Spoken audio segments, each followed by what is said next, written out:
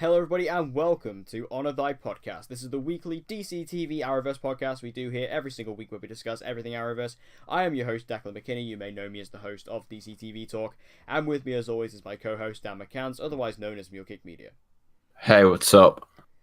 If Dan sounds a little bit depressed, it's just because we were just talking about Aquaman and how much I hate it because of how bad No, it is. it's not a bad film. It's a bad film. Anyway, it's not a bad we're not film. talking about DC movies. We are talking about DC movies. No, we're not talking about DC movies. Because even though we are in the down period and we have no shows to talk about, we are going to be talking about the shows anyway. We're going to drive this baby into the ground.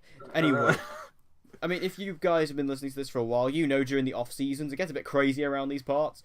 We kind of go off the rails a bit, but in this episode, what we are going to do is we're going to go through all the seasons of all of our shows, well, this season for all of them, and kind of just discuss how they've done so far, what we like, what we don't like, and how they can improve it going forward, except for Legends, which is getting cancelled, obviously. So, anyway. Bold prediction, you heard it here first. It's not a prediction, mate, it's bloody fact. Nah, bruv. Season 5. Unless Arthur Darville's not lying to me. Mate, Arthur Darville, I looked at that guy's eyes when we saw him at World's Comic Con, and I believed him because he wants a job. That's why. Nah, he dead. Nah. Man is dead. Man got shot. Man got shot, mate. Got shot. I was actually looking on my Canva today.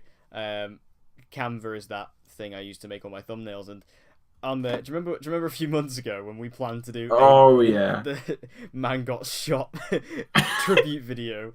And tribute video for it. The Boots tribute video. I'm still waiting for that. I'm Mr. still waiting for Sheck. that tribute video. Oh, Mr. Sheck. So I've been rewatching parts of season 6 and Traitor. just seeing them again. Gone but never forgotten. Oh. It's the only thing season 7's missing. Actually, before we actually dive into this, I want to bring up something that I've seen being brought up elsewhere that's absolute bullshit. Have you seen the Screen Rant ranking of the Arrowverse shows? Yeah, I retweeted this. Wow. I want to know how much crack they did before they wrote that list. Like, right, to be fair, right, even though I've not been the biggest fan of Legends this season, I can understand why they put it at number 1. But Arrow should still be number 1, and Arrow should not be the bottom. Not when you have Supergirl season 4, which they put at number 2. Absolute noobs. like, it's like ridiculous. Have they been watching a different season of Arrow? They must have been watching season 4. They must have got to season 4. And it was like, I read into it and I was like going through it and I was just like, this is insane. And then as soon as I got to like their actual description bit for Arrow and they listed like the short, what was it, the Slabside Redemption as one of the negatives. Yeah. That episode alone is better than like most seasons. That episode is one of the best episodes that Arrow has ever done. Oh, idiots. Anyway. I probably shouldn't insult them. I want to go into journalism. Anyway. Let's start off and get this one out of the way. Supergirl Season 4. To be fair, it did pick up a bit. No, we don't. Finish. We don't do this, Let Declan. me finish. We don't. It picked We up know. a little bit in the past couple of episodes, I thought. Just to be clear, what he means by picked up basically means it wasn't an abominable piece of shit. It was just a piece of shit. Shut the fuck. See, this is the thing. Dan's not very good at accepting different opinions. He's like those typical DC fanboys out there. And, you know, he can't accept the fact that I thought Aquaman was a pretty poor film. But It's not a poor... No. Let's correct this. Last week you told me it was an average movie. Now you're telling me it's a poor film. When you say something is poor, you mean that it has very little to no redeeming qualities. You told me that that film had good visuals and good cinematography. How can you tell me all of a sudden now it's a poor film? How?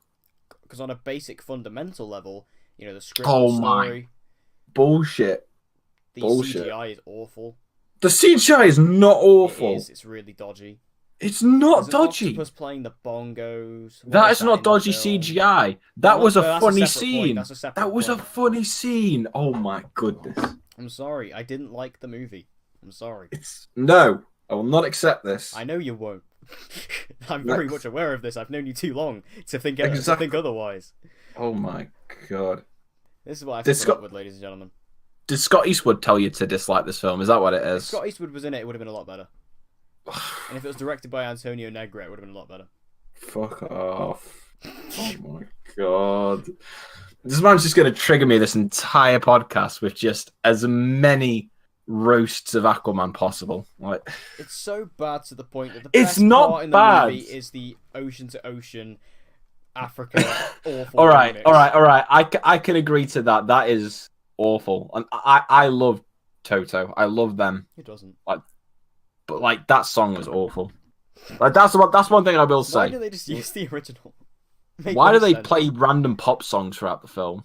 Because it's tonally inconsistent. Anyway, so right, let's stick to the DCTV show.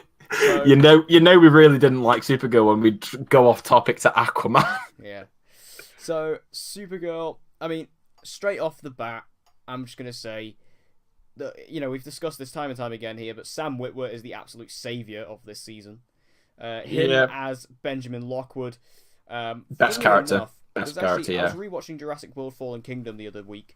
There's a character in that called Benjamin Lockwood. Anyway, just thought I'd randomly bring that up. But he is the best part of this season. This season is lucky to have him.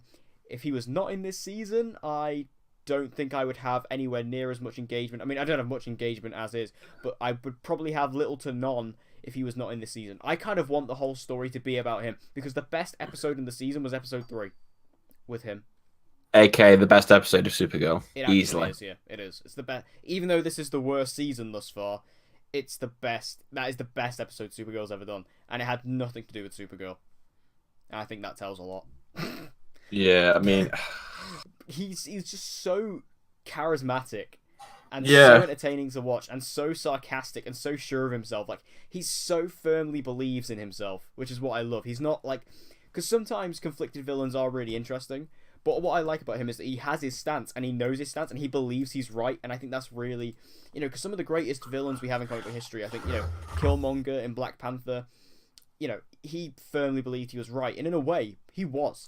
Actually, I would say he is right. I think Killmonger was right. fam, he changes the hero's perspective on like Exactly. the whole, and like his whole stance on what he believes in. So like, the villains like that are just really, really cool, Yeah, because it shows. That's what Agent Liberty's doing. He's changing the people of National City. Now, granted, he's not right, like Killmonger was, but I kind of think he should be right, because it makes the show a lot better for it.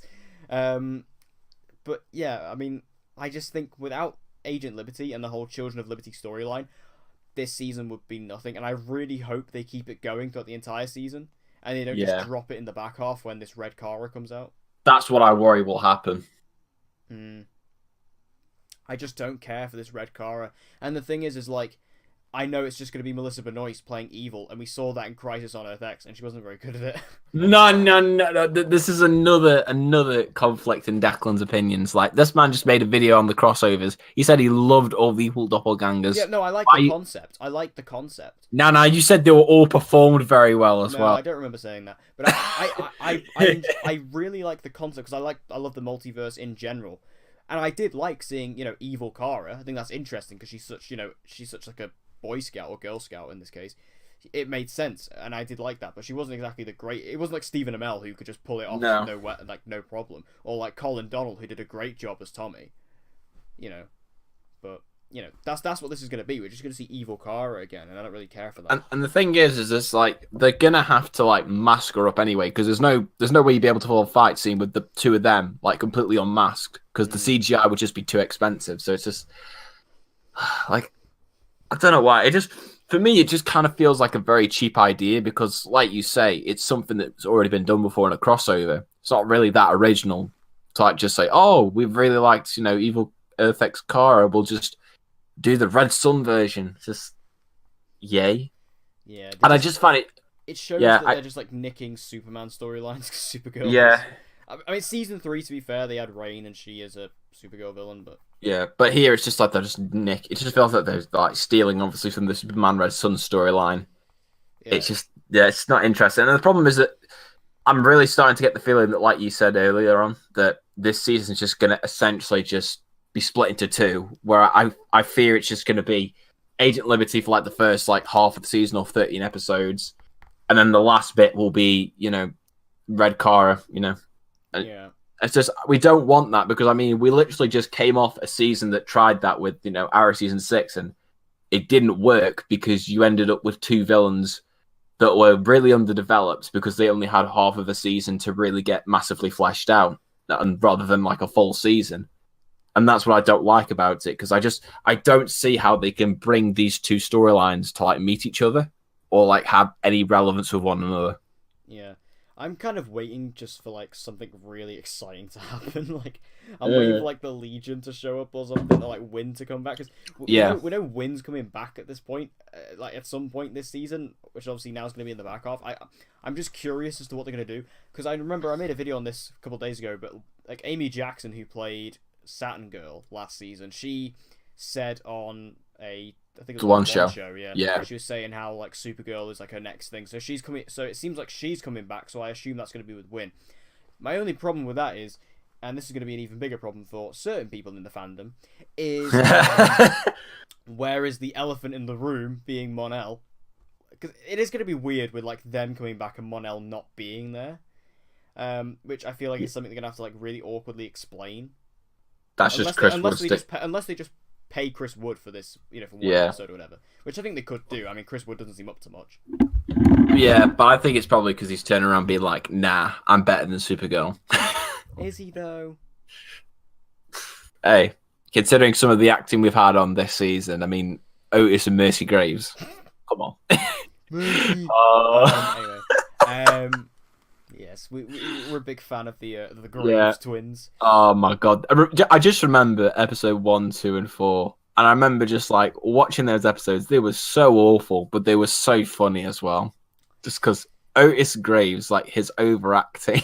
I know. Yeah. Oh my Honestly, god. Supergirl. Like, I mean, just to give you guys some sort of context. Like, obviously here in the UK, we watch the shows basically the day after, just because that's when they sort of go online, so us UK punters can watch them. But I wake up like early in the mornings before work, so I can watch them before I go to work, so I can just like go on the internet and not worry about spoilers. And like it got to a point about midway through this first half of the season, like around episode 4 or 5, I stopped watching Supergirl in the mornings and I started watching The Walking Dead instead. That's how bad it got. To be fair, Walking Dead's been pretty good. Yeah, I've been like fully defending The Walking. I think The Walking Dead season 9 has been excellent. I'm loving it. I am like fully back on board with The Walking Dead this season. But yeah, that's how bad it got, to the point where I was like, okay, I'm not watching this show in the mornings anymore. It's not worth it. The Walking Dead I look forward to more, and it's more exciting. And it's really funny because a couple seasons ago, me and you were saying, oh, The Walking Dead, you can watch an episode, nothing happens. That's Supergirl now. Whereas The Walking Dead, like, something's actually happening every week. Whereas here, it's just like, no, it's just dead. Yeah. It's just it's the walkers, mate. Yeah, I mean, the only real things that have me a bit excited for like what we're going to get for the back half of the season is really, like you said, Agent Liberty. I'm intrigued with what they'll do with Red Kara, but I've not got complete faith in it. And I guess Manchester Black as well, because I think he has been another character that's kind of stood out a little bit. Not on as big a basis as Agent Liberty, because obviously he's not a main character, but I have liked what they've done with him. Yeah, he's an interesting foil for the rest of the characters because he kind of comes across very different, and I don't know if it's just because he's British, but he kind of comes across very like a different kind of personality, which I enjoy. And his conflict is good. Like, he is actually a good character. I do enjoy him. It's just interesting to see what they're going to do with him. I can kind of see it being a predictable thing where he kind of turns villainous like he has done. Like, he's currently in prison, which I assume is the Earth 38 slab side, and based on his uniform. And by the end of the season, he's probably going to team up with them again. So I feel like that's what they're going to do. And then I'm confused with what they're doing with Lena this season. Like, they can't quite decide if they're going to do evil Lena or not. Obviously, we are getting Lex later on this season, so I think that'll probably provide some context there. But the Lex thing I find a bit strange, bringing him into it. Yeah. It kind of defeats the point of having Lena. But I guess we've heard about him. You got to understand though, these Supergirl writers, like I say, they just want to steal all these Superman storylines. Yeah, and it's not like the DCTV shows have not done this. Like, Arrow is fully responsible for this. Arrow's done Batman storylines at the wazoo. Season 3 is literally Bruce Wayne replaced with Oliver Queen. Yeah, like that entire storyline is straight from the animated series, completely. And like even stuff Slade, even though Slade is technically obviously a Titans villain, he's probably more well known to people these days as a Batman villain, you know. And there's just only two seasons have actually been like actual Green Arrow stuff, which is like season 1 with Malcolm Merlyn and like kind of like the past couple of seasons with Diaz and the Longbow Hunters and stuff. So, you know, it's not like the DC TV shows are unfamiliar to this, but it's just the fact that it's like it kind of shows that the writers are like, okay, we have no faith in any of these stories that Supergirl has, so let's just use other stuff. So when we actually do see Superman, it's like, well, what's he been getting up to? We don't really know. Like he hasn't really had any storylines because his cousin's been nicking them all. So yeah, it's a bit of a mess, really. Bit of a shit show. Yeah, just awful. It's just yeah. I mean, look, there is every chance they could surprise us and give us like an amazing back half of the season, but like nah, like Supergirl has just been always shit. It's just that every season, like season 1 to 3, just got progressively less shit slightly, and now it's just like it just feels like it's reverted back to season 1 and 2. Like if this season ain't good, I will seriously consider just giving up on Supergirl because like even the fact that it's tied to the Arrowverse is just not even making me want to continue watching it. Like even that's not like a liable enough excuse for me to like sit through like 42 minutes of just pure cringe for 23 times. I've said this before. Like if Supergirl was not in the Arrowverse, I wouldn't watch it. No. Like I don't have the investment in it. I don't care. Like even though, you know, the show has potential to be good, it's so, especially this season above all the rest of them, is so heavy-handed in terms of its, you know, political messaging. Political stuff, yeah, it's stupid. It's so horrible. And it's just, I like the characters in the show. That's the problem. I like the characters. Like, I like Melissa as Supergirl. I love, you know, even though we joke about him, I do like James. You know, I like these characters. I'm really loving Brainiac 5 this season. I really like Martian Manhunter, even though he's completely underused. And I don't like his story this season at all. Nope. And yeah, like Agent Liberty is like the main thing keeping me back. But yeah, if this was not in the Arrowverse, I probably wouldn't watch it. And even so, even if using that logic, like Supergirl's not even really, because it's on a different Earth, it doesn't even really affect anything. Yeah. Like you can watch Supergirl by itself, and it doesn't really matter because even when the crossovers come along, nothing really from Supergirl ever crosses over. Like you have Kara there, and then we have like in Elseworlds, we had Alex show up, you know, and we had James show up, you know. But it's just like it's not really anything that substantial. Like you wouldn't need to watch Supergirl to really understand what's going on, which is a shame. So yeah, I'm a bit, I'm just kind of a bit done with this show. I'm a bit meh. It's just typical Supergirl. Yeah, but I will say, like, in terms of like ranking this so far, it's obviously it is unfair to rank it in comparison to the other seasons, given the fact we're only halfway through. But I can already tell you right now at this point, it's bottom of the list. This is worse than season 1. Nah, but to be fair, I haven't watched season 1 in ages. Like the thing is, I never actually like. It took me ages to finish season 1, so I really don't remember a lot of it. Season 2, I remember really enjoying like the first 7 episodes. Like for some reason, episode 7 sticks out to me, and it was like after 7, it just went downhill, and it took me ages to finish it. No. You told me it was shit for the first few episodes. You told me it was shit until like the last 3. It might have been that way around. It might have been that. I don't remember. Oh my god. Episode 7. So it was either episode 7 where it either got good or it got bad. I don't remember. Oh my. It was like 2 years ago now. But yeah, Supergirl, please get better. And if you're not, then just make the show all about Benjamin Lockwood, or alternative option, give me a Superman and Lois show, please. Yeah, I'll take that. Elizabeth Tulloch wants to do it. Tyler wants to do it. Got no excuses. You know, Superman needs his storylines back. Just go do it. And you're bringing in Lex, why not? Okay, now the controversial one, Legends of Tomorrow season 4. For me, easily the most disappointing this season. Yeah. I was so hyped for this season. I love season 3 so much. But this season, you know, I've been over this before, but this season has basically taken jokes over story. This show it's basically just turned itself into a comedy. Yeah, which but is like a really weird. shit one. It's like a really shit B grade quality, like comedy show. That's all it is now. Yeah, Like, I understand why they've done it. I understand from the writer's standpoint why they've done it, because they looked at, everyone loved season 3. Everyone thought season 3 was hilarious. So like, oh right, more of that, but no actual story. But we've said this before. The reason why season 3 worked so well was because all of the jokes feeded into the story, and the mid-season finale of this season is really good. I've seen a lot of people say it's a bit too far, but I thought it was really well handled, because it was really, the whole. I mean, yeah, it was jokes out the wazoo. It was bonkers. It was nuts. It's probably the most stupid episode Legends has ever done, but all of it came from the idea of Constantine breaking time, so it fitted into the story. It worked, and that's why that worked for me. Whereas everything else has literally just been, oh, let's go to this place so we can have this joke, and let's go down this story path so we can get to this joke. Like, it's all leading to a joke. There's no actual. And I thought episode 1 of the season was really good.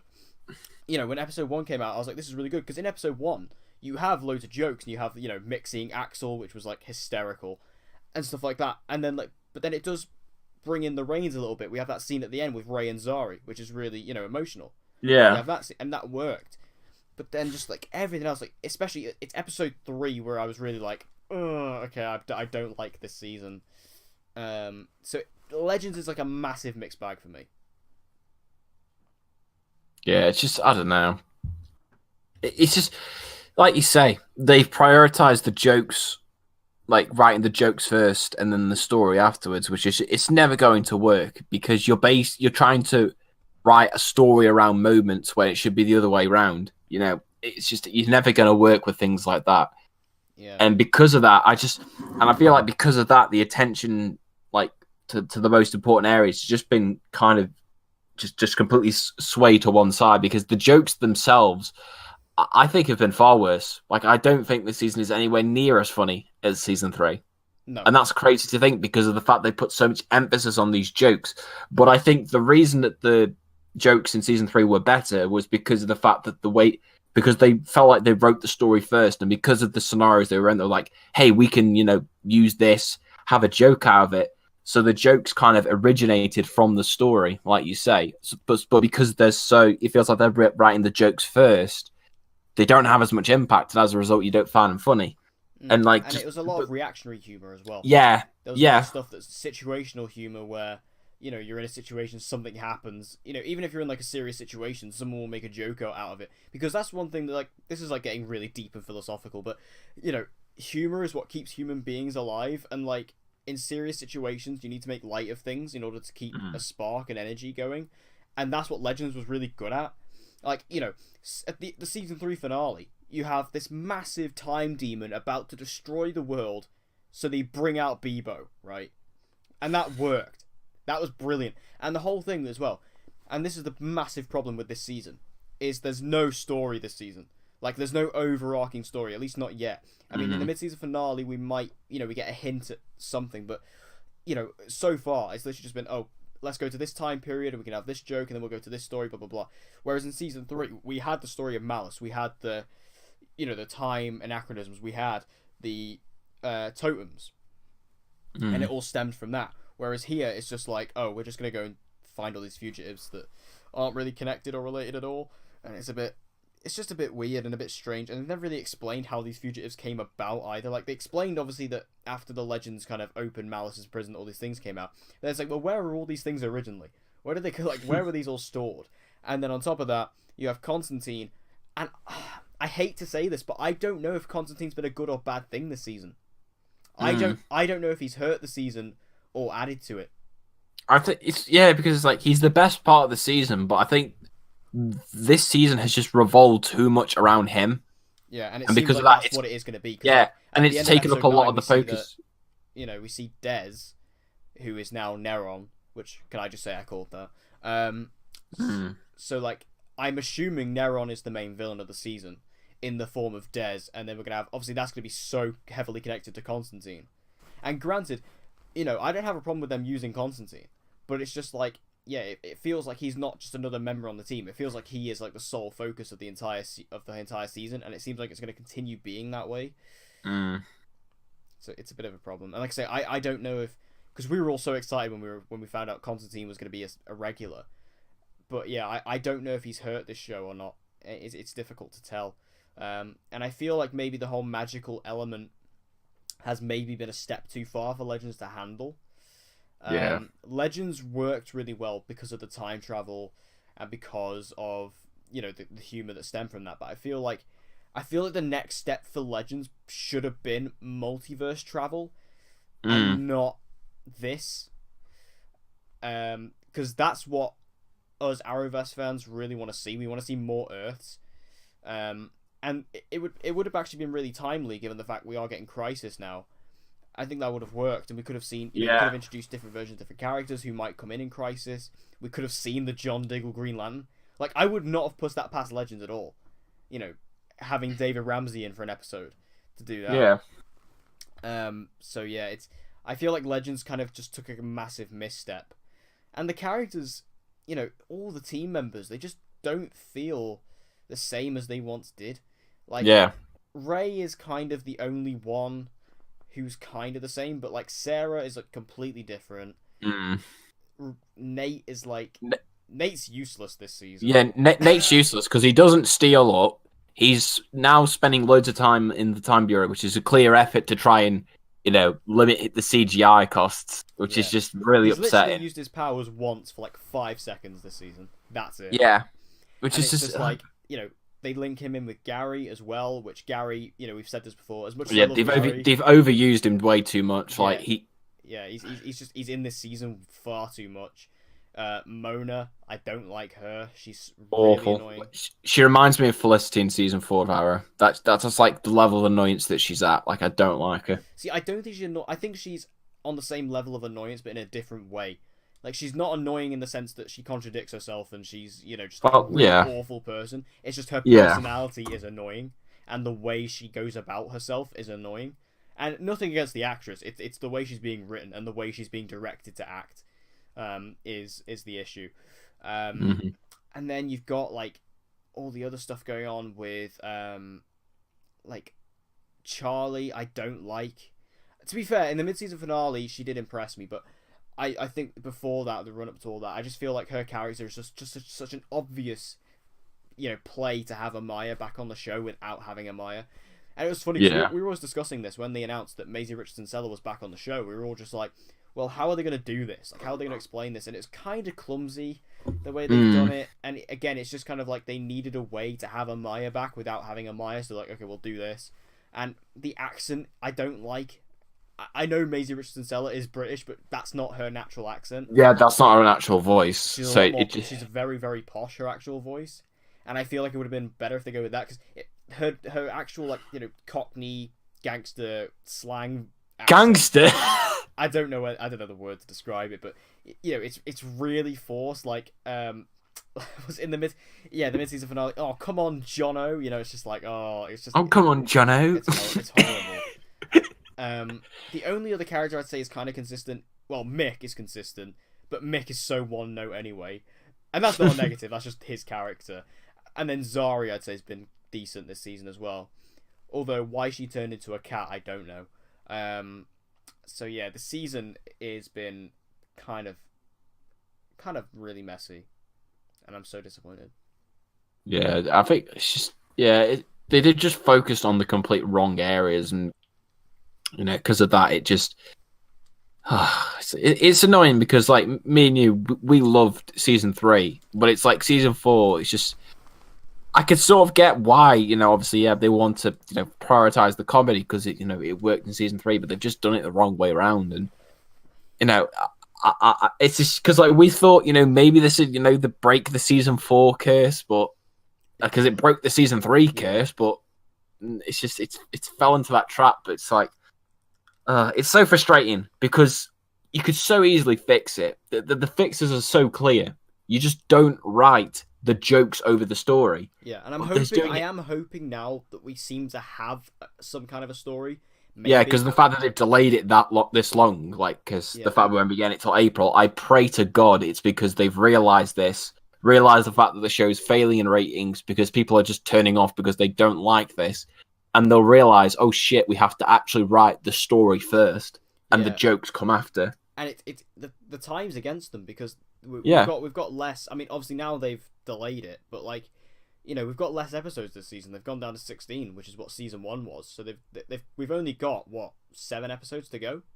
I think only 7 or 8 episodes. Oh no, 8. It's 8. It is 8. Yeah. So yeah, we're like smack bang in the middle of the season. So the time is against them, and they have to use these 4 months really properly in order to rewrite this season and whatever they're doing with it, whether they're ending it or not. They just need to rewrite it and fix it and make sure they give us some kind of a story. Because even though I was saying we might get some form of a story at the end of the mid-season finale, there is still no story. Like, we don't know what that story is. It's just like we see this villain basically revealed, and it's like, oh, okay, this might be what it is. So and whether that story is good or not is a different question, but I'll take any story at the moment. One interesting point I'd like to bring up is I've seen people talk about this, which is that nobody is like in the middle with Legends this season. You either love it or you hate it. Yeah, it's really split. Like, because I mean, I think I've only seen one person like be sort of mixed about it that I saw on Twitter, but to be fair, I think they were being a lot more positive than it, being negative. Like, other than that, I've seen literally nobody be like, it's okay. Like, people have just like loved it or hated it. And for me, I think I've been slightly more positive compared to you for this. But I have to admit that there's, like you say, there's so many problems with this season. The humor, the fact that characters feel so different. The show feels too focused on Constantine, and so that pulls away all the attention from the other characters. It's like, I don't know. Didn't want to. I think didn't want to. No. And then after a few episodes, it was like, oh, okay. No. What I think it is that I think the comedy slowly wore off on me as the episodes went on. That's what it was, because I wasn't under the pretense that every episode was amazing. Like, the first episode was my favorite, and then I just felt it progressively got worse. And then episode 4 was a bit better, then it went down again. And then I thought I liked episode 5. I quite liked episode. Yeah. 4 and 5. Yeah, I enjoy, but they kind of went down again afterwards, and I felt that 6 was bad. 6 was bad. I thought 7 was. 7 was all right. I thought 7 was okay because to be fair, we were talking about Constantine. The stuff with Constantine was actually the best part of that episode. Yeah. And it was basically a setup for the mid-season finale, which I think the mid-season finale is maybe one of the best episodes of Legends. Like, I really enjoyed that episode.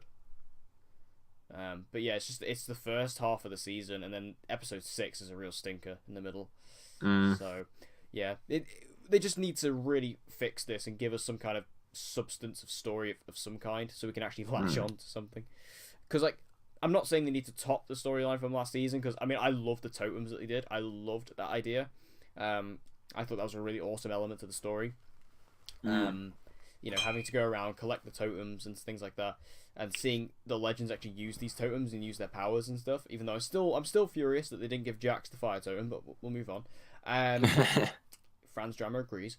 But, I just feel like they need to definitely fix this season, and they've got time now, so... Come on, writers. I'm betting on you now. So come on. So, Flash season 5. I think season 5 has been good. Oh, better than season 4. Oh yeah, better than season 4. Better than season 3 as well, I'd say. Yeah. Season 5, like, I was kind of lukewarm going into it.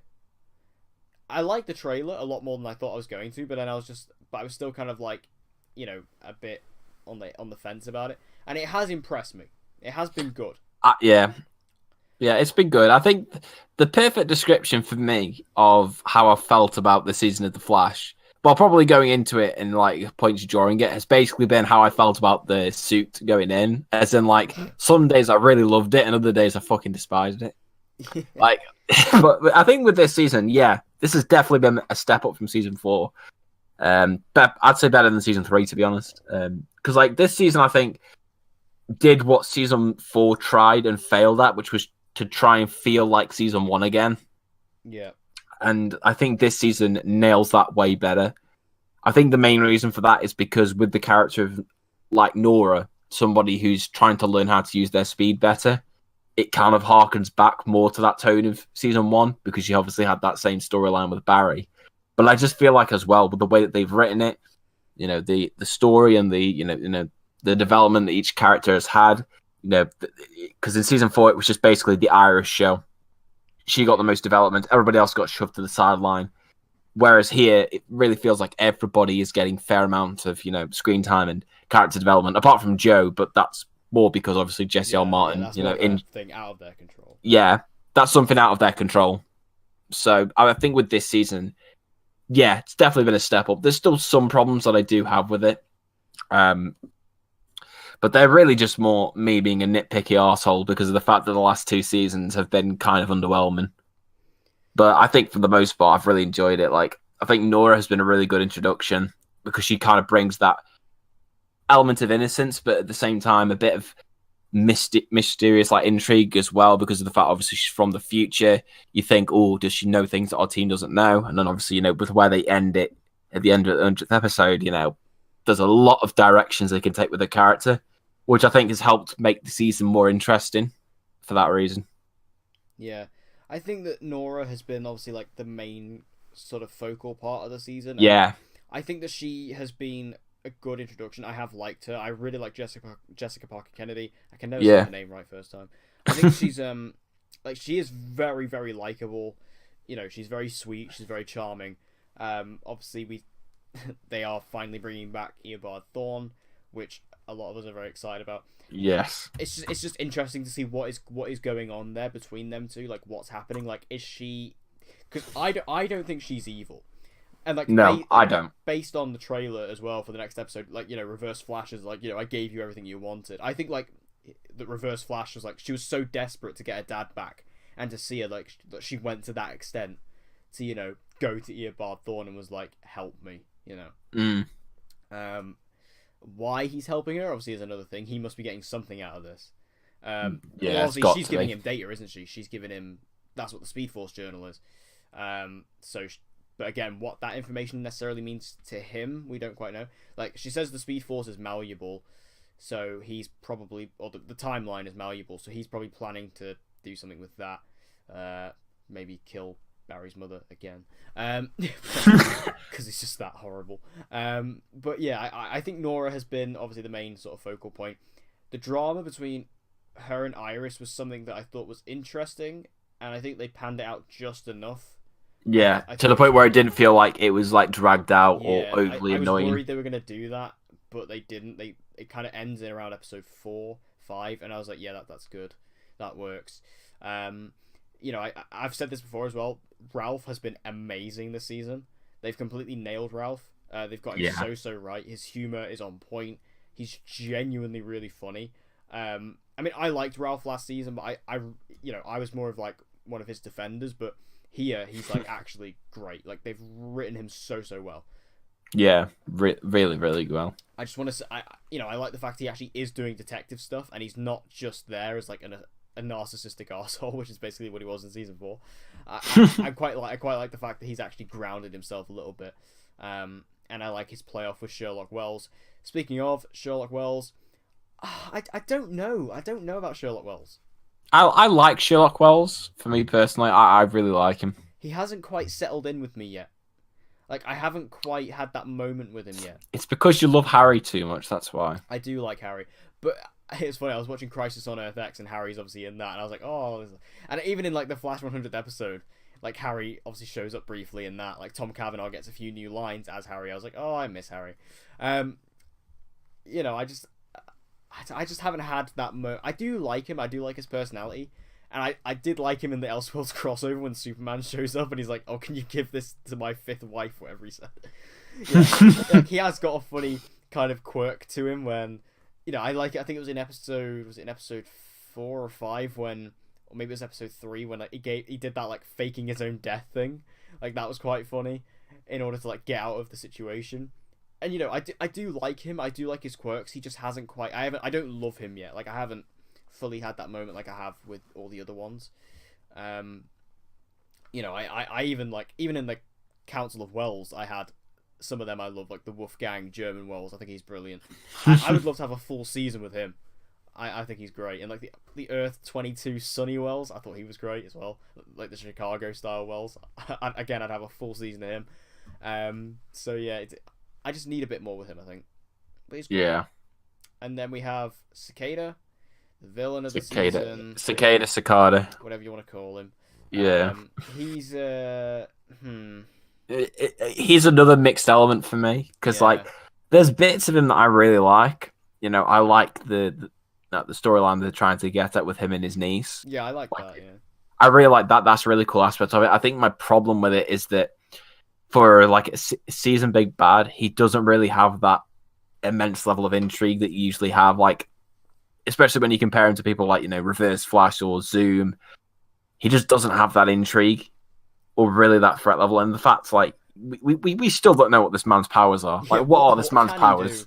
Like, I mean, I'm so confused. I mean, he could summon the dagger from space. He can magically leap up into the sky. Like, he can take people's powers.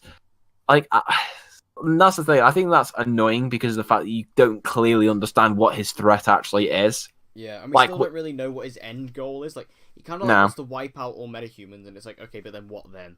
Yeah. Where does that leave you then? Yeah, his motives are just a little bit muddled to me. I don't think they're as clear as I wish they could be, and I hope that they'll clear that up in the future. I also think like Chris Klein as well. He's been good overall, but I just feel like sometimes he just overacts it a little bit too much. Like, I mean, we always mention this scene, but the one at the end of episode 7, where it's just like metahumans will die. It's just like, why do you have to do that? Yeah. It's so cringe. Yeah, because like when he's being like subtle and like just like normal, I like it. Yeah. Like the scenes with his niece, I really bought that. But then when he's just when he at that end scene when he's just like confessing he'll kill all metahumans, I'm like, oh, pull it back a bit, mate. Come on now. He's not very good at the more exuberant stuff, I guess we could say. Yeah. And also like, I think his costume's kind of cool, but then it's just kind of average. It seems like we could be getting a new costume for him next episode. It seems like, based on the trailer, he seems to have like he's upgraded for a leather overcoat now, instead of like a cloth one. So I don't know. He's done a bit of shopping, I guess. And then you have like the breathing thing, which again we still don't, because he has like all those injuries, but we still don't really know what they did. Like, and also because like he says that it's making him stronger, but again, kind of no explanation of where that came from. So I don't really. He's a bit of a mixed bag. Like, he's cool, but I just don't know anything about him really. I don't know like anything about his powers or what he can do. Like, I don't know the full extent of what he can do. Because to be fair to season 4, like the Thinker was very well developed from early on, so we knew him. We knew his plan. We knew his family. We knew Marlize. Also, where's Marlize? Can we bring her back, please? Oh, I think they're just trying their hardest to like shovel season 4 in the past because of how much everybody hated it. I know. In the 100th episode, there was like no mention of it at all. Like we didn't travel to anything. We didn't see DeVoe at all. I would have liked to have seen Neil come back for an episode, like for that scene. Yeah. But yeah, I really want Marlize to come back. And then there's also like other missing characters who we still haven't seen in ages, like Tracy. Where's she gone? Julian's gone back to England. Never to be seen again. Missing characters. But then I think Iris has been a lot better this season than she was last season.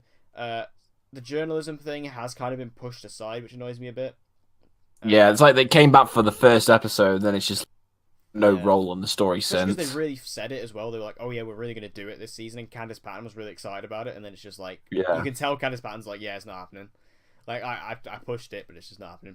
Also, Candice, if you're listening to this, can you please come to Heroes and Villains London this year, please? PSA. No. Nah. What do you mean, no? Do you not want to meet Candice Patton? Nah, I just want a lot of hate from West Ham fans. Well, Candice, you are very welcome in London. I mean, I'll welcome her open arms. Then West Ham fans. Ooh.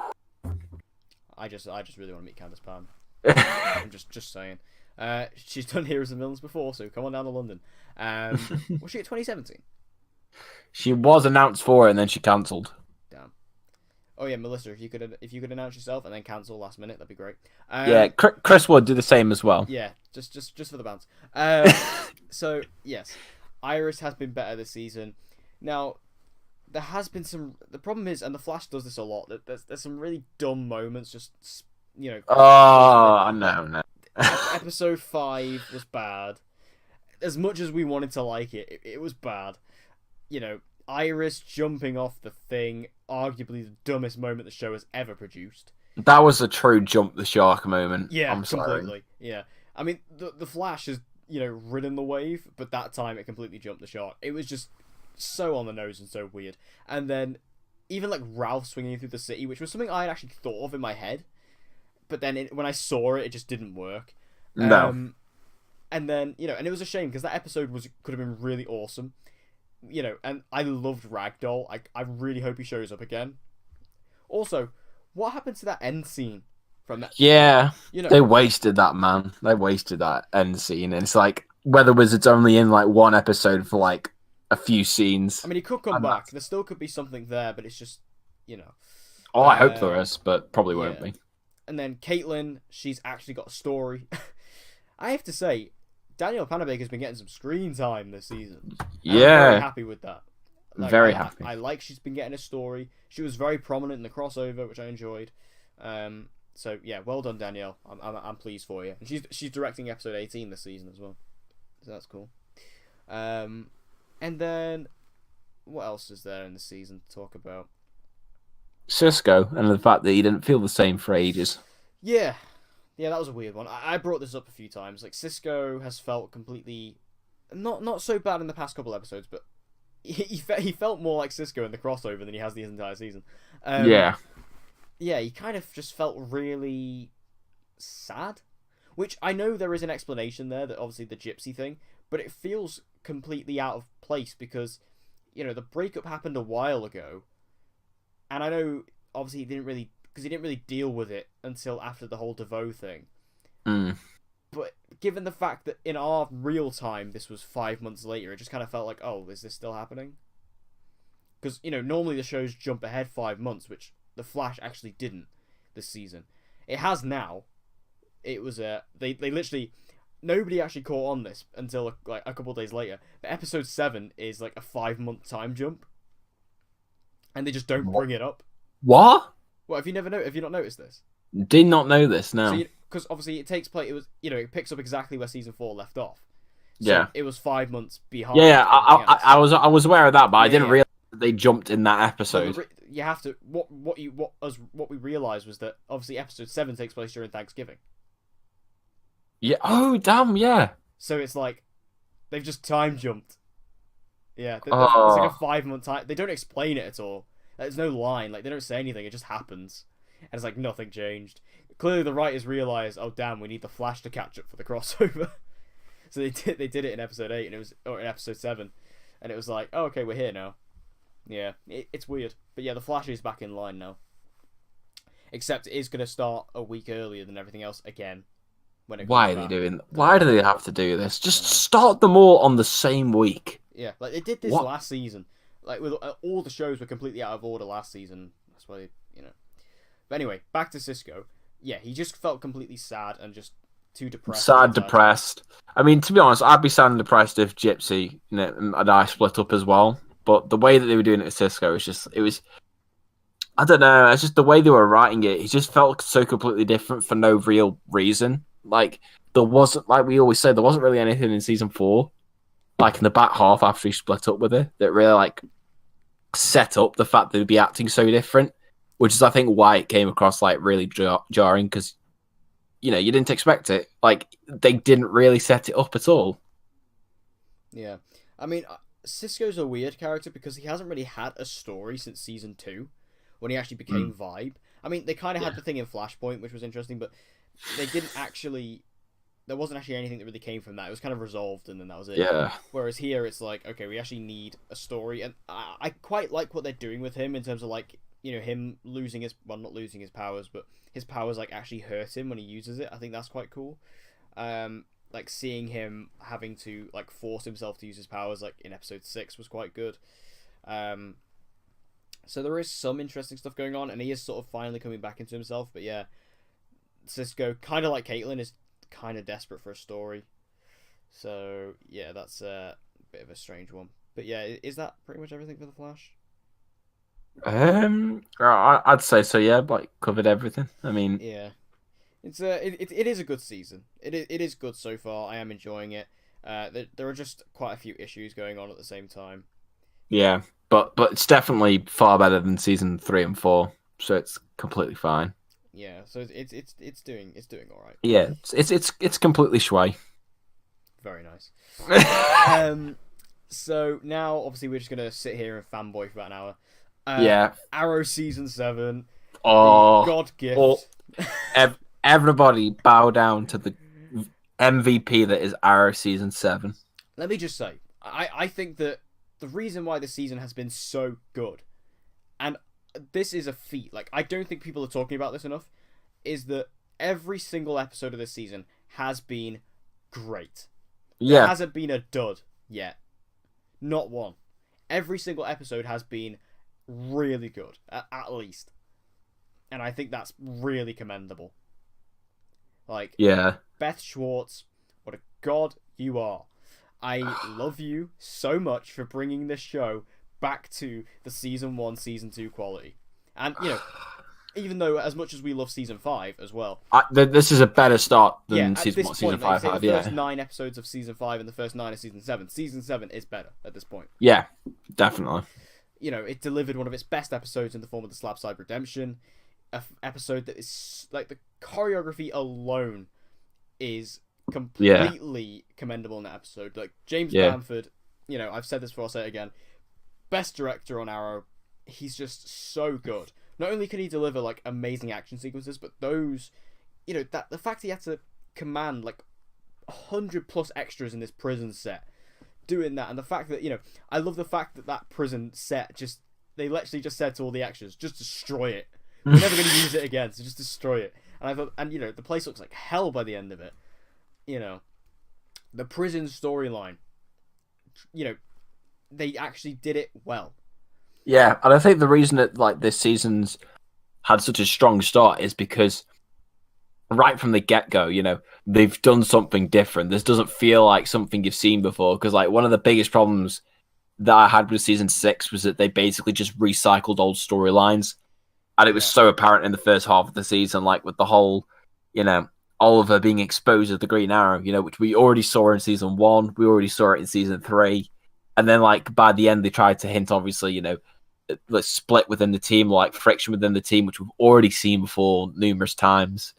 So, like, to have him immediately, you know, go to prison, everybody knows he's the Green Arrow, you instantly have something fresh, and I think that's what's really helped it. And just because it's such a different place, you know, it opens up all these different, like, stories you can tell.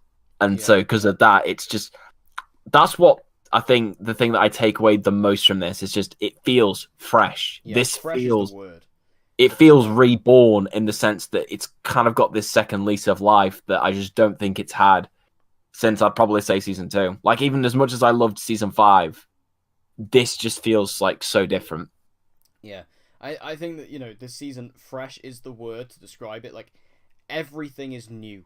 Everything feels... Because this is new territory for Arrow. Like, as much as the Arrow writers wanted to say that season 6 was a soft reboot, it wasn't, right? It wasn't. It was a complete lie. This is closer to a soft reboot than season 6 was.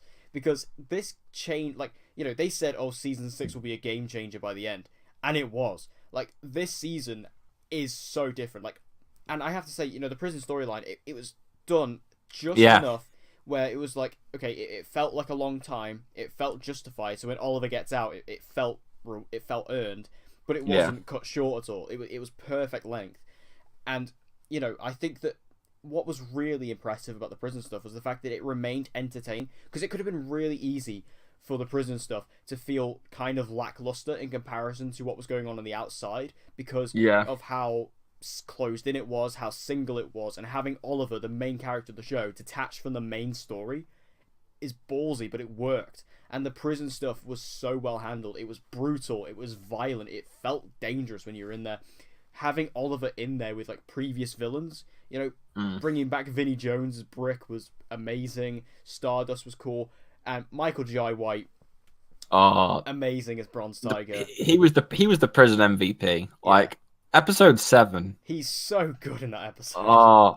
Anybody who didn't finish that episode and was like, you know, completely all down for Bronze Tiger, like, he was so good. He was so good in that. And just, I mean, we already fanboyed about this fight scene when it happened 3 weeks ago, but the long take scene where it's just him and Oliver. Oh my! Like I don't know. Never knew we wanted. I don't know how many times I've rewatched that scene.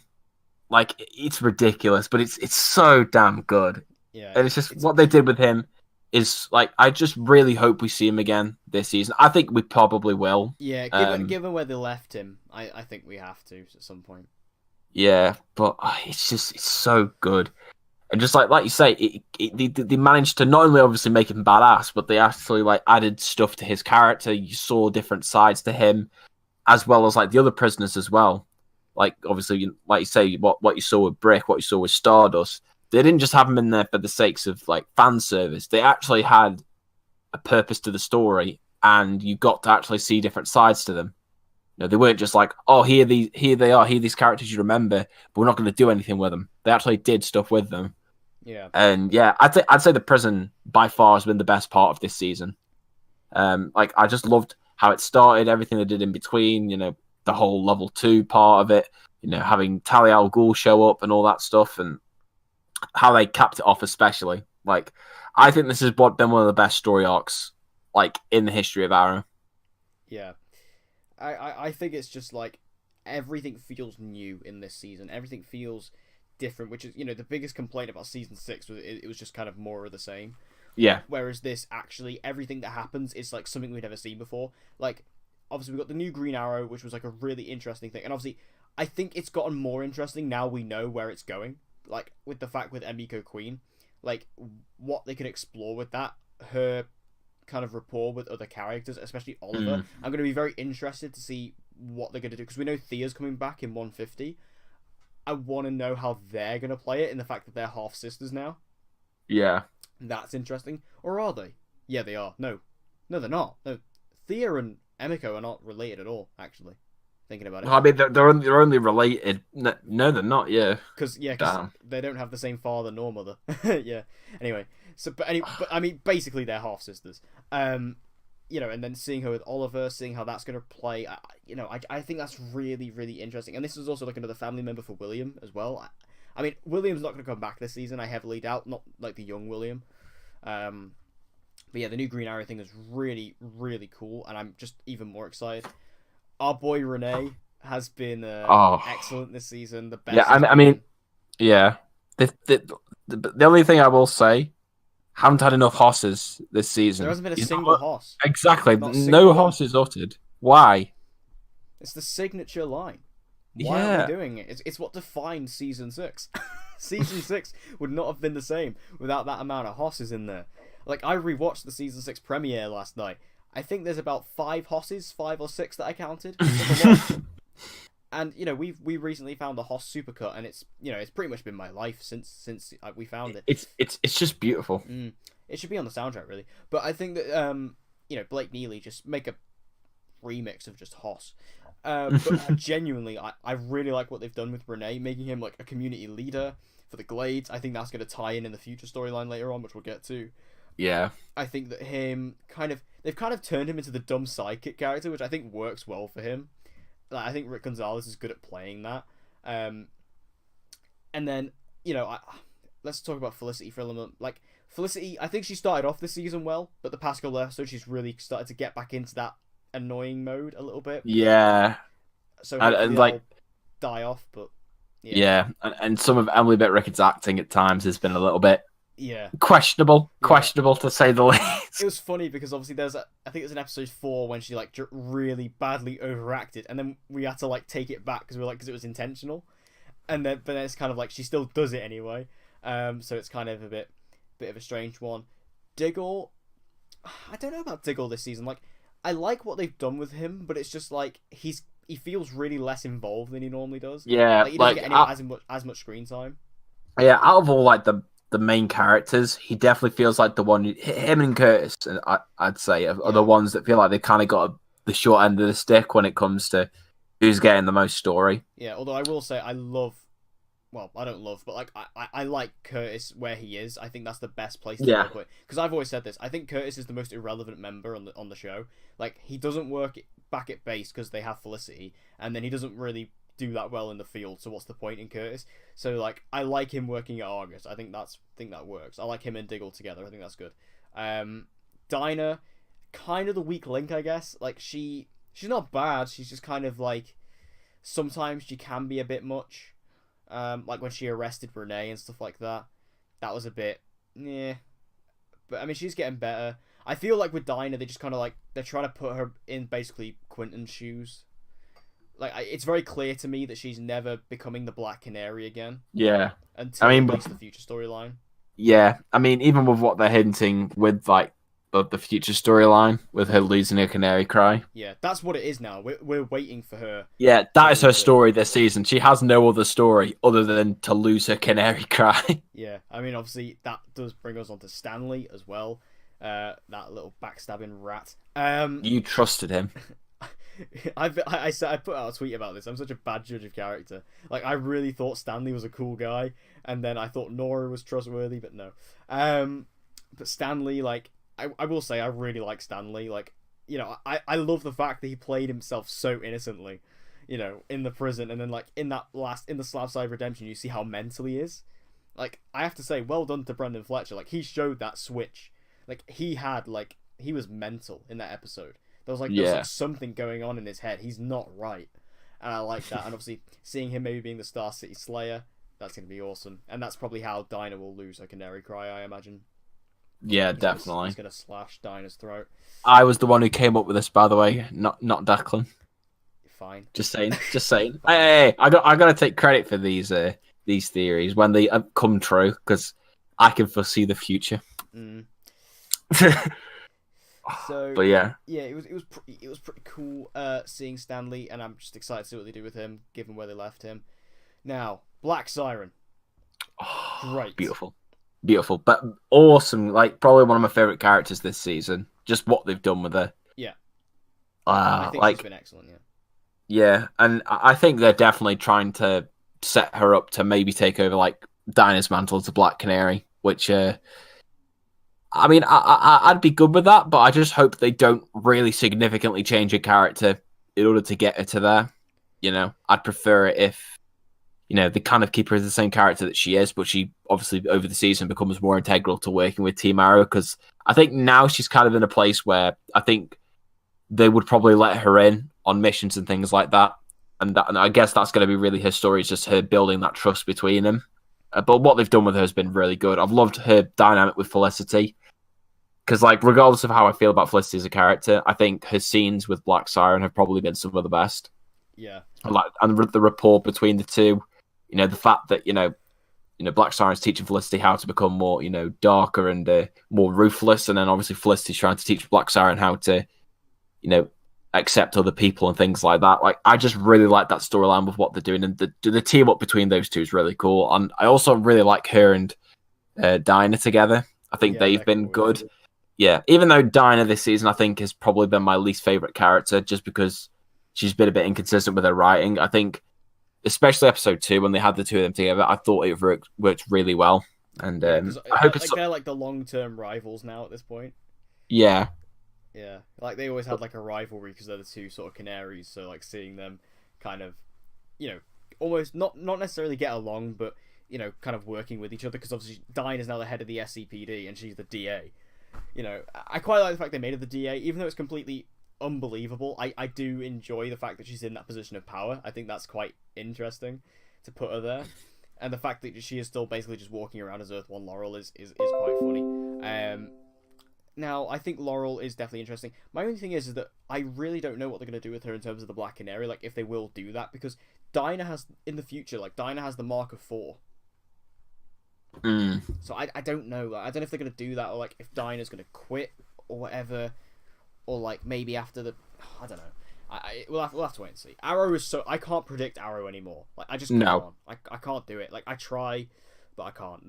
They knock it out of the park every single time. And, speaking of can't predicting things, never in a million years would I have predicted a future flash forward storyline. No.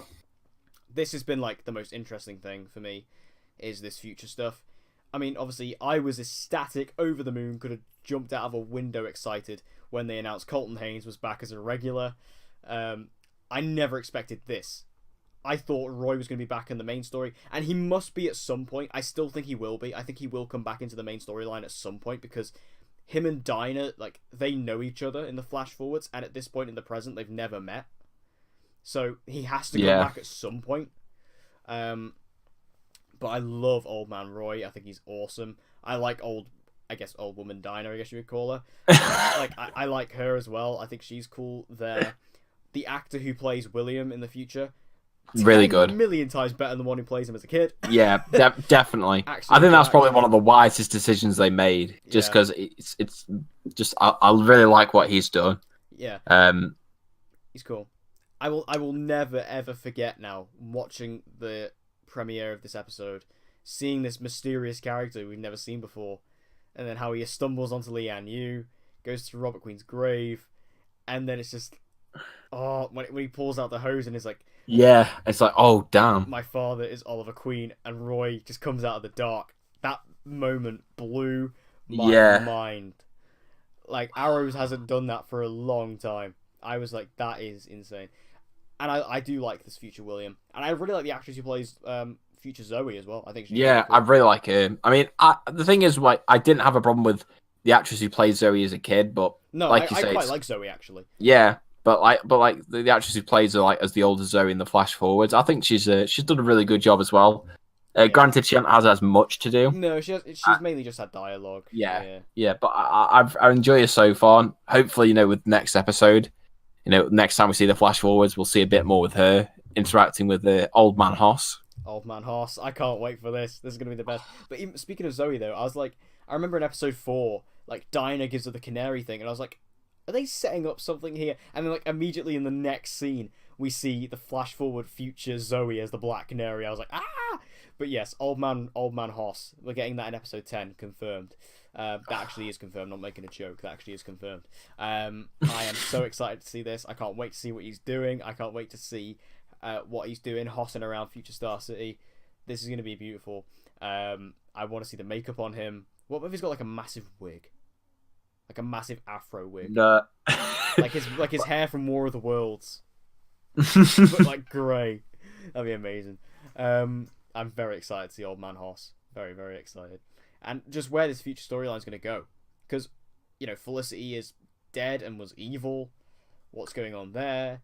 Where's Oliver? Where's Emiko in all of this? Is Emiko dead at this point? Like, there's so much, like, what's happened to Thea, Curtis, Diggle? Like, we don't know where any of these characters are, what they're doing. I mean, there is a part of me that doesn't want them to answer those questions, because obviously it does keep the stakes there, because obviously we know that Dinah's never going to die. We know that Renee's never going to die. I mean, Roy was kind of different anyway, because he wasn't technically on the show at that point, but yeah, I just feel like they need to kind of keep a lot of secrets, but then I do like the fact that this is just like one massive mystery. What do you think of Maya? I don't know. I'm kind of a bit mixed, to be honest. Yeah, I've said it before. She kind of comes across very Katie Lotz-like to me. Yeah, it's like the makeshift Katie Lotz / Sarah Lance. That's really the kind of vibes that I seem to be getting from her. And it's a shame, because obviously they made such a big deal about her beforehand. Her coming onto the show, with Catherine McNamara coming on. But to be honest, I think we're in the same. I didn't think she was particularly that great in the episode, and I didn't really find her character all that interesting. She has the potential to grow on me, but for her first impressions, I wasn't all that blown away by her. If I'm going to be completely honest. If it is Roy and Thea's daughter, I do think that'll be interesting. Yeah. Obviously, we don't know. Like, maybe Roy and Thea are gonna have some fun in episode 12. Oh my god! Hey, we gotta look at these things. But yeah, I think it's gonna be interesting to see what they do with her. I'm just not that impressed with her so far. She did have a cool fight, and I have to say as well, shouting out Blake Neely, the music in that scene was epic. But yeah, I'm not too sure with her yet. But the whole future stuff in general, I'm loving, and it's my favorite part of the season for sure. It's definitely what has me the most interested. Yeah. Yeah, I mean, yeah, I'm interested in what they'll do with her. But I think, just, like I say, with all the hype they were building up for it before, and when we actually saw her in episode 8, like I just found it a little bit underwhelming, just because I didn't find it all that interesting. Yeah, it's gonna be cool. Is there anything else in this season you'd like to talk about? No, Mark Guggenheim is the best thing that's ever happened to Arrow. Mm. He's definitely you've like we say, like talking about Beth Schwartz, like we've noticed the difference. Like the difference is like so obvious, and this is one thing, I've said this before, but like when you have the same showrunner for such a long time, like it just becomes stale. It becomes boring. Like they don't have fresh ideas anymore. That's why you need to keep bringing people in every couple of seasons or every few seasons. I would genuinely get a new showrunner like every 3 seasons if I was like in control of a show, because I think that makes a lot more sense. You can keep things fresh. Like that's why we talked about The Walking Dead earlier. The Walking Dead has had a new showrunner this season in Angela Kang, and she has done so well in keeping this season feeling, again, like Arrow, feeling new and very fresh. I've compared Arrow and The Walking Dead this season being very similar things. I feel like they are very similar, and same with Beth Schwartz. Best Schwartz coming in, she has just completely dominated. I think she's been incredible. Has she written any episodes this season? I think she only written the premiere and the mid-season finale. They're the only 2 that she's written so far. Right. I know she is writing episode 13. Her name, which means it'll probably be a big episode. Yeah. Which is crazy because episode 12 is 150. And obviously Ragman's coming back. Woo! He's not confirmed to be coming back. He's not been confirmed. He's coming back. Has there been a press release stating Joe Dinkle is returning as Ragman in Arrow? Spoil my fun. No, I'm just preparing you for the possibility that he might not actually be appearing. He's coming back. Getting that Haven Rock episode, boys. It's not. Why would they do that in Emerald Archer? Why would they do it with an episode with that title? Emerald Archer, but it's gonna happen. It's not happening. Beth Schwartz will do it. She'll bring it back. She won't do it. She'll make it happen. She's been making all my dreams come true. And let me just tell you, right? I've said this before. All I need in this season to make it perfect is if Ragman shows up. So if Ragman is in this season in even if it's just a cameo scene. So what? If Ragman shows up, it's perfect. Yes. But if Adrian Chase shows up, it isn't. Oh well, that's just like on another level. But like I'm talking about in like sort of like the realm of possibility, because he's still alive. I mean, granted, Adrian came back last season, but still. I get, if you want to bring back Adrian, no problem. Want to bring back Slade, go ahead. We know Malcolm's coming back later this season, so that's going to be for like probably in a flashback of some kind, so that's cool. We all love a bit of John Barrowman. So, yeah, it's going to be awesome. It's going to be cool. I'm very, very excited for the back half. Also, and actually another interesting talking point is obviously Oliver is now working with the SCPD. Yeah, that's really cool to see, because like the fact that he's been obviously hunted down by them for so long, and now obviously you get to see him working alongside him. I think it's kind of a cool, like, just showing how far he's come as the Green Arrow. Granted, I think all of us would have secretly loved it if it was Argus, but I'll take what I can get. Like, I think it's an interesting angle for it to go with, and I reckon they'll probably use him in that position to try and like bypass this, anti-vigilante law. Yeah, that's what I reckon it's probably going to be used for. Again, but it's fresh, it's different, because I always had this question, like when Oliver was in prison, I was like, what's he actually going to do when he gets out? Because he can't exactly just suit up again in the hood and the mask and pretend like nothing happened, because everyone's going to know it's him. And even though there is the copycat Archer out there, people are going to clock on eventually. But like with this, the fact that he's just now working for the SCPD publicly, he doesn't even have to wear the mask or hood anymore. Again, it's fresh, it's different. Yeah. It's very, very cool. So yeah, this season has been incredible so far. And I just can't wait to see what they do with it. Bring it on, please. Bring it on. Just keep up this quality in the back half, and Arrow will officially be great again. Yeah. Oh yeah. Also, if you want to make it even more perfect, bring back Quinton as well. That'd be good. The Lance family has a reminders of his death again. Reminders of his death again, so you can cry. Yes, we do. What we can do, we do. We do. We can bring him back, and then the Lance family have a history of coming back to life. Quinton should not be exempt from that. That's all I'm saying. When Thea comes back in the story, she's like, "Oh yeah, we found those Lazarus pits. Just go dig up his body and take it there." Give him some bloodless storyline. It'll be recycled, but at least we'll have Paul back. No, no. That's no. You're coming up with all these terrible ideas, so. This is why I'm not a writer. So, anyway, that brings us to a close of this week's episode of HTP. Obviously, over the next few weeks while the shows are off, originality is going to be dying over in these parts. We don't quite know what we're going to be doing yet, but we'll be there with ideas, things like that. I'm sure our creative juices will start flying. I'm sure. Yeah, definitely. Yeah, it's very we're very, very enthusiastic about that, as you can tell. So anyway, thank you guys for listening to this episode of HDP. If you enjoyed it, make sure you share it around with any other fans of DCTV who you think may enjoy this content. And as always, subscribe and hit that notification bell so you don't miss when we upload an episode. And to end off, I've been Dak. I've been Dan. And we hope to see you guys again next week.